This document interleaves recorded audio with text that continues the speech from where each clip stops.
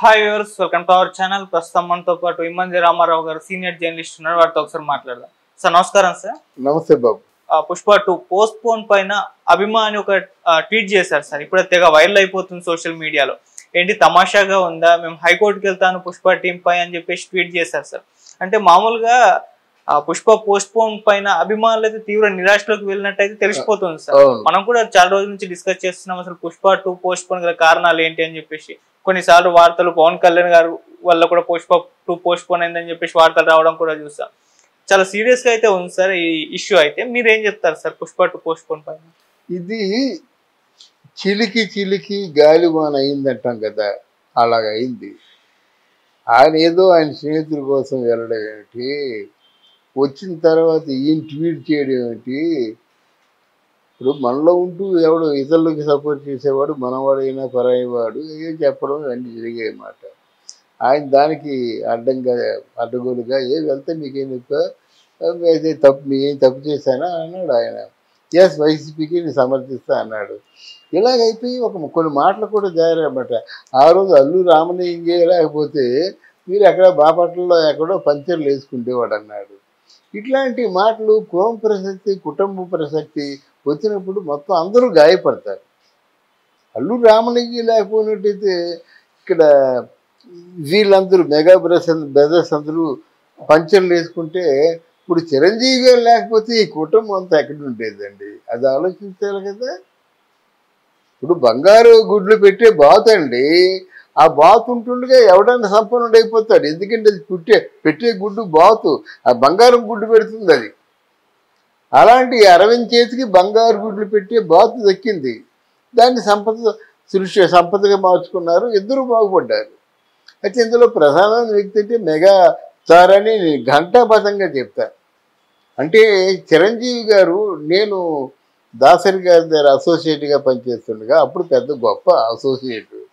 ఇక్కడ ఆంధ్ర అక్కడ పాండి బజార్లో నుంచుంటే నాకు ఇంకా బాగా గుర్తు.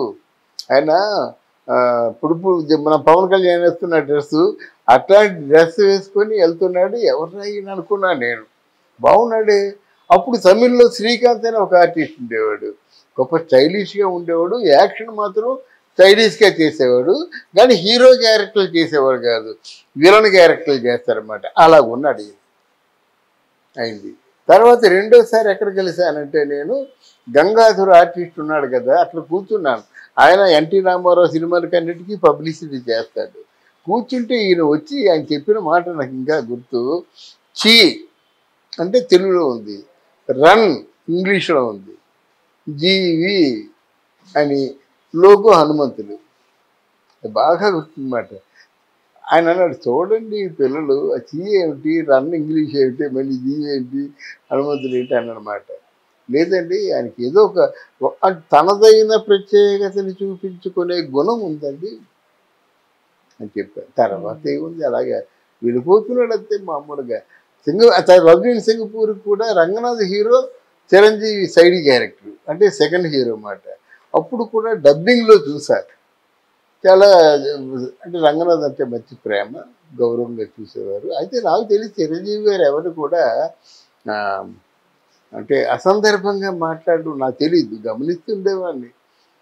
అప్పుడు కూడా ఆయన అన్నయ్య అన్నయ్య అనడం కానీ, అయితే అంటే ఆ ఇంటెన్షన్, పనిని చూస్తే సర్వస్వం మర్చిపోయి పనిలో నిమగ్నమయ్యే ఇంటెన్షన్లో అలాగా అనేక కష్టాలు పడి సినిమాలు.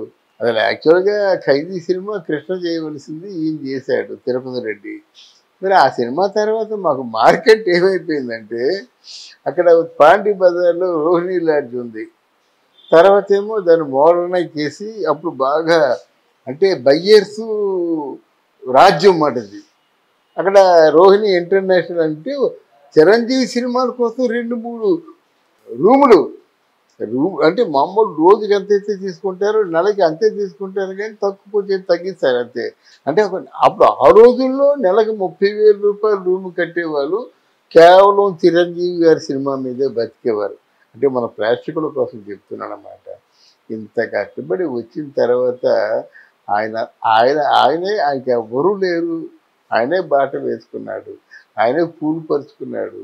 దాని మీద వెళ్ళి మొదట్లో ఇప్పుడులా మెగా హీరోని కాదు, సుప్రీం హీరో ఓ పాట కూడా ఉంటుంది అన్నమాట, సుప్రీం హీరో అని. అలాంటి వ్యక్తి ఈ స్థితికి వచ్చినట్టయితే నువ్వు ఎంత స్థితిలో ఉంటే మాత్రం అంతే కదండి. ఇప్పుడు పవన్ కళ్యాణ్కి ఉప ముఖ్యమంత్రి లేకపోతే 5 శాఖలు ఇచ్చారు. తల్లి కదా, ఇంటికొద్దే కదా. మా వదినమ్మని అమ్మలా చూసాన్నాడు, తల్లి కాలమే పడ్డాడు, వదిలి కాలమే పడ్డాడు. మీరు దేశానికి ఉప ముఖ్యమంత్రి, ఆ తల్లికేమో బిడ్డ, ఈ తల్లికేమో పెంచుకున్న బిడ్డ. అది మారిపోదు కదా. మరి నువ్వు మారిపోయావంటే నిన్ను లోకం ఏమనుకుంటుందో నువ్వే ఆలోచించాలి. వాళ్ళు ఆలోచించడం కాదు. నువ్వంత బాహాటంగా అపోజ్ చేసావంటే ఆ కుటుంబాన్ని, నీలో ఉన్నటువంటి ఒక ఈగో, నీలో ఉన్నటువంటి ఉక్రోసం బయటపడింది. కానీ ఆయన లేకుండా మేము బతకలేమా? ఆయన పేరు లేకుండా బతకలేమా? ఆయన పేరు చెప్పుకొని నేను నేషనల్ అవార్డు తీసుకున్నానా? ఆయన పేరు చెప్పుకొని పాన్ ఇండియా స్టార్ని అయ్యానా? ఇలాగ ఆలోచిస్తున్నా నువ్వు.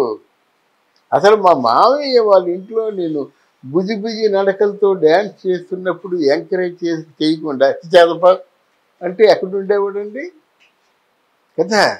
ఆ డ్యాన్స్ని ఇద్దరినీ సరిసమానంగా ఎంకరేజ్ చేస్తూ ఇద్దరు వాళ్ళు అవ్వడానికి కారణం ఉంది. ఆయన ఒక డిసిప్లిన్ పెట్టుకున్నాడు. ఎన్టీఆర్ కుటుంబంలాగా, నాగేశ్వరరావు కుటుంబంలాగా వారానికి ఒకసారి అందరూ కలిసి కూర్చొని మాట్లాడి వాళ్ళ కష్టాలు చెప్పుకోవడం చెప్పారన్నమాట.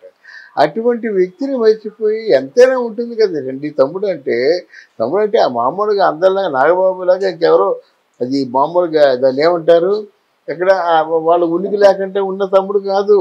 ఆ తమ్ముడు వల్ల భారతదేశంలో పేరు వచ్చింది. ఆ తమ్ముడు వల్ల ప్రధానమంత్రి గౌరవించుకున్నాడు.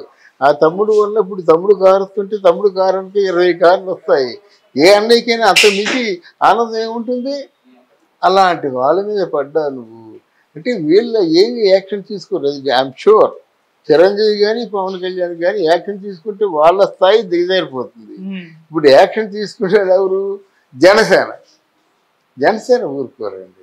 అందుకే ఒక మాట మాట్లాడే ముందు వెనక ముందు చూసుకొని మాట్లాడాలి. జనసేన ఎట్టి పరిస్థితుల్లో కూడా ఒప్పుకోరు. ఎప్పుడైతే చిరంజీవి పవన్ కళ్యాణ్తో గొడవ వచ్చిందని తెలిసిందో బయర్చుకుంటారు, భయపడతారు. ఎందుకు వచ్చిన తలపై ఆల్రెడీ గొడవ ఎస్టాబ్లిష్ అయిపోయింది. మీరు ఎస్టాబ్లిష్ చేసుకున్నారు.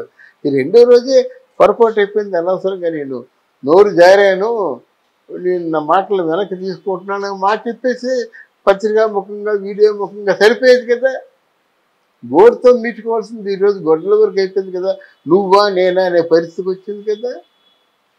పవన్ కళ్యాణ్ బండి గురించి మాట్లాడినా గొప్ప నటులు అంటారు, సూపర్ స్టార్స్ అంటారు అన్నమాట. ఎందుకంటే అలా కనబట్టే ఆయన ఉప ముఖ్యమంత్రి పదవిలో ఉన్నాడు, మనం ఎక్కడున్నాం.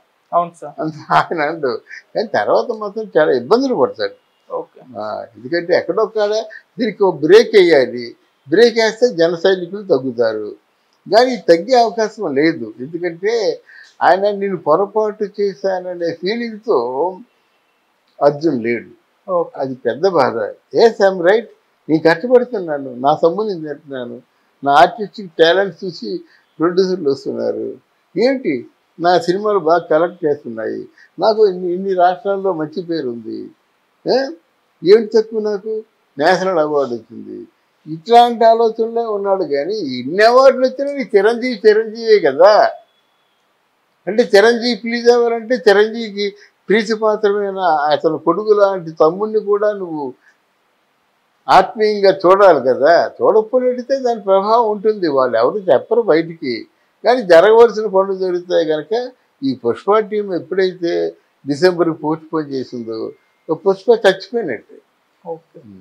తర్వాత అల్లు అర్జున్ ఇంకో సినిమా స్టార్ట్ చేయాలంటే ప్రొడ్యూసర్లు భయపడతారు. అంటే ఆయన పదవిలో ఉన్నంతరు భయపడతారు. ఎందుకంటే ఇన్నేదో అంటాడని కాదు, అంటే ఎందుకు అంత 200 కోట్లు 300 కోట్లు పెట్టి సినిమా తీసి ఇటు బండితో సినిమా తీసుకున్నారు బెస్ట్ ఆఫ్ లక్ అంటే అయిపోయింది. అలా ఉంటాయి వాడికి. అయితే ఈ పొలిటికల్ లీడర్స్తోనే చాలా అవసరాలు ఉంటాయండి. ఎందుకు కార్పొరేట్ ఫండ్ ఇస్తారంటే వీటితో చాలా అవసరాలు ఉంటాయన్నమాట. వేల కోట్ల రూపాయలు వారికి ఏదో గెలవడానికి ఉపయోగిస్తున్నాయంటే ఆ మాత్రం విశ్వాసం ఉంటుంది కదా. మరి అది తిరిగి ఇవ్వాలి కదా వాళ్ళు. అలా ఉంటాయి కనుక చాలా తప్పు చేశాడు. Thank you so much. Thank you అమ్మా, థ్యాంక్ యూ వెరీ మచ్.